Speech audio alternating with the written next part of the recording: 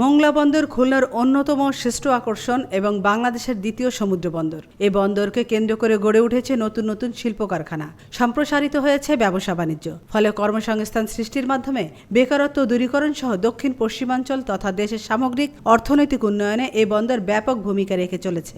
এই বন্দরের প্রধান আমদানি পণ্যের মধ্যে রয়েছে খাদ্যশস্য, সার, গাড়ি, LP gas, slug, limestone, soybean তেল, জিপসাম, মেশিনারি, কয়লা, পাথর, clinker, palm oil, food oil, fly ash ইত্যাদি।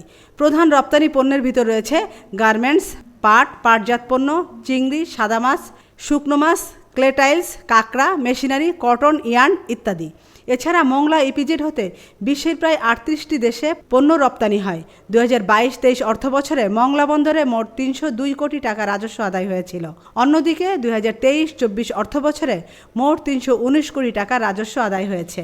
পূর্ববর্তী অর্থবছরের তুলনায় চলতি অর্থবছরে অর্জিত রাজস্ব আয় 28.55% বৃদ্ধি পেয়েছে। মোংলা বন্দর কর্তৃপক্ষের chairman rear admiral Shahin Rahman বলেন, মাননীয় প্রধানমন্ত্রীর সুদক্ষ নেতৃত্ব ও নৌপরিবহন মন্ত্রণালয়ের সার্বিক তত্ত্বাবধানে মোংলা বন্দরের গতিশীলতা বৃদ্ধি পেয়েছে। আমেনা ইসলাম, আজকের সংবাদ।